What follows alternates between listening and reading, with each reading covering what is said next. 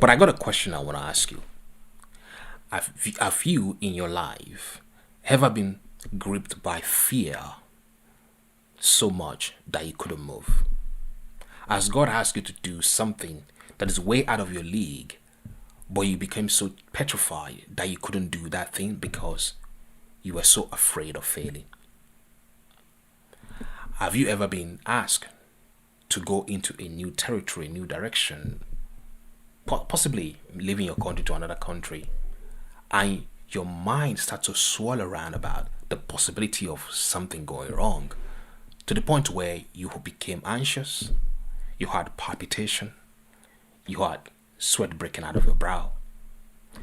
All of these are effects of fear. Now, fear could be real, like if you find a lion in your garden, or fear could be imagined, things that are totally not realistic, but we thought them up and we have physiological reaction because we are thinking about the possibility of something going wrong. So now, whether fear is real or imagined, fear could lead us down a pathway that God did not ordain for us. Now, hear me out. Fear in and of itself is necessary to save our lives in dangerous situations. But fear cannot be the predominant way in which we look at life or we live life, because if we do, we will not get the best that God has in store for us. There was a story rendered in the book of Numbers chapter 13 about 12 spies sent by Moses to the land of Canaan to go and check out the land, whether the land was indeed good, as the Lord had mentioned. But when 10 of the spies came back from Canaan, they brought back what the Bible called an evil report. Now, there were 5 things, 5 statements that they made that culminated in what God called an evil report.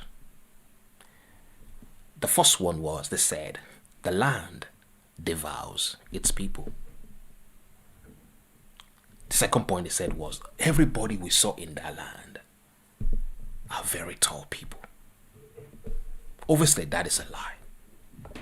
The third thing they said was, we found those people they called the Nephilim in the land. And that was the mother of all lies, because the Nephilim, all God destroyed during the flood of Noah.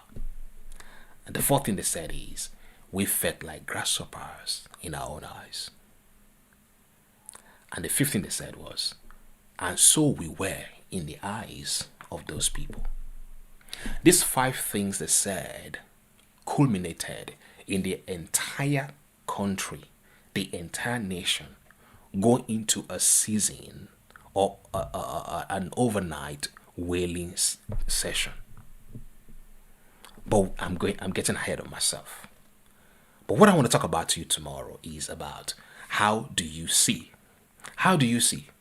How do you see when the money is low in your account? How do you see when there's no job around? How do you see when the mortgage is due and you don't know what to do? How do you see life when your child is going to a far school and for the first time now you are not going to be there to watch over this child? How do you see if your marriage is on the brink of collapse and you don't know what to do? How do you see life when you seem to be the only one carrying the burden of your life and you don't know where to go? How do you allow yourself to view life? Because in the stories of the 12 spies or 10 spies that damned the entire nation, it was the way they saw what they saw that led them to say what they said, that then led the entire nation to believe a report that the Bible calls an evil report. And the outcome of that is because they believed their leaders, they believed what was said to them, that the entire nation, from people that were 20 years and above, never made it to the promised land. So tomorrow I'm going to be going through this and more, and I'm going to be tying this back to the new covenant, in the fact that under the new covenant we are loved by God, we're chosen by God, and God will never be angry with us. But is it possible for us as believers not to get the best that God has in store for us, because we have allowed fear to rule our lives. Join me tomorrow at 8 o'clock in the morning on life.thelighthouse.org, life.thelighthouse.org, as I expound on this conversation. Or you might choose to join us on YouTube, youtube.com/c/thelighthouse, or follow me on my Facebook handle, davis.bamigboy. That's facebook.com/davis.bamigboy. I'll be seeing you tomorrow. We go live on YouTube at 8:30 in the morning. We go live on Facebook at 8:30 in the morning. But we go live on our live platform at 8 o'clock in the morning. You don't